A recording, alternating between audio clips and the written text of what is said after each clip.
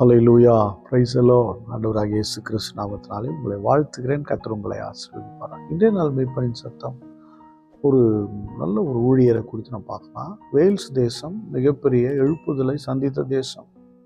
Wales தேசத்துலேருந்து நிறைய எழுப்புதல் வீரர்லாம் எழும்பியிருக்கிறாங்க. Ivan ராபர்ட்ஸ்லாம் அங்கே தான் எழும்பியிருக்கிறாங்க. அந்த வேல்ஸ் தேசத்தில் கிறிஸ்மஸ் எவான்ஸ் அப்படிங்கிற ஒரு தேவனுடைய மனுஷன். இவர் எழுப்புதலுக்கு இவரும் ஒரு பெரிய காரணம் பாருங்க.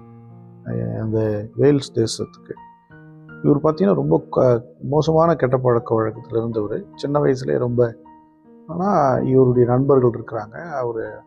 அவங்கள விட்டு வந்து இயேசுவை ஏற்றுக்கொண்டார். அப்படி இருக்கும்போது இவருக்கு பார்த்தீங்கன்னா 17 வயசு வரலையும் இவருக்கு என்ன பண்ணது, சரியாக பேச தெரியாது, படிக்க தெரியாது. இப்படி இருந்து அவர் பார்த்தீங்கன்னா இயேசுவை ஏற்றுக்கொண்டார். இதை ஏற்றுக்கொண்டதை கேள்விப்பட்டு நண்பர்கள்லாம் இவரை அடித்து காயப்படுத்தி ரொம்ப இது பண்ணி ஒரு கண்ணே போயிடுச்சுன்னா பார்த்துங்களேன். ஒரு கண் என்ன பண்ணிடுச்சு, இதனால் ஒரு கண் போயிடுச்சு, பார்வை இல்லாமல் போயிடுச்சு. ஆனால் அப்பயும் அவர் இயேசுவை விடலை, உறுதியாக இயேசுவை பிடித்து கொண்டார். இந்த கிறிஸ்மஸ் எவான்ஸ் அப்படிங்கிறவர் இயேசு உறுதியாக பிடிச்சிக்கிட்டு நல்லா ஜெபம் பண்ணுவார்.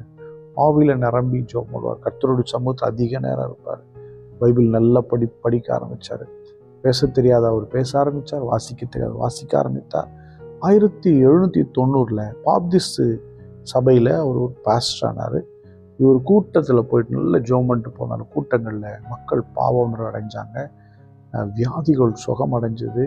அது மட்டும் இல்லை, மக்கள் கதறி அழுதாங்க, ஸ்தோத்திரம் பண்ணிக்கிட்டே இருந்தாங்க.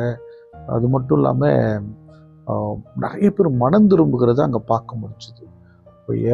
அப்பேற்பட்ட பலத்த செய்கைகள் வேல்ஸ் தேசத்தில் இந்த கிறிஸ்மஸ் எவான்ஸ்னால உண்டானது. அது மட்டும் இல்லாமல் இவர் ஒரு கிராமத்துக்குள்ளே போகும்போதே அங்கே மக்கள் ஒரு தேடி வந்துடுவாங்களாம். அப்படி ஒரு அசைவு, ஒரு பிரசன்னம் கடந்து போகிறத மக்களே உணர்வாங்களாம். இந்த இடத்துல ஒரு தேவ பிரசன்னம் கடந்து போகிறது அப்படின்னு சொல்லி ஒரு பெரிய மகிமையை மக்கள் உணர்வார்கள். அப்படிப்பட்ட மகிமை உணர்ந்தது கிறிஸ்மஸ் எவான்ஸ்.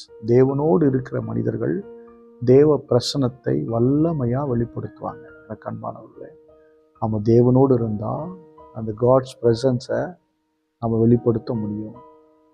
வேல்ஸ் தேசத்தை மிகவும் அசைத்தார் கிறிஸ்மஸ் எவான்ஸ்.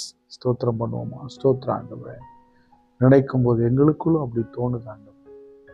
ஏற்பட்ட பிரசனத்தை வெளிப்படுத்துகிறவங்கள நாங்கள் இருக்கணும் ஆண்டவரே. ஸ்தோத்திரம் ஸ்தோத்திரம். பரிசுத்த பிதாவை ஸ்தோத்திரிக்கிறாங்க. கிறிஸ்மஸ் எவான்ஸ் அவங்க தலைமுறைக்காக ஸ்தோத்திரம் ஸ்தோத்திரம். அதே போல் நாங்கள் எழும்பி உமக்கென்று வல்லமையாக பிரகாசிக்கணும். நாங்கள் போகிற இடங்களை உங்களுடைய பிரச்சனை எங்கள் கூட வரணும். தேவதூர் வரணும், பார்க்கணும், மக்கள் அர்ப்பணிக்கணும், சுகமடையணும், விடுதலை அடையணும். இங்கே கிரியை செய்யுங்க. உங்களுடைய பிள்ளைகள் அப்படியா எழுப்புங்க ஆண்டவரே.